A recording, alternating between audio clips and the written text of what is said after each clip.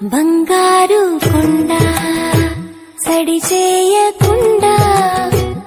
ఎదలోని వెన్న దోచేనే ఏ చోటు రాగి దోబుజులాడి దరి చేరకుండా కాంచేనే నీవెక్కడున్నా కనిపెట్టలేనే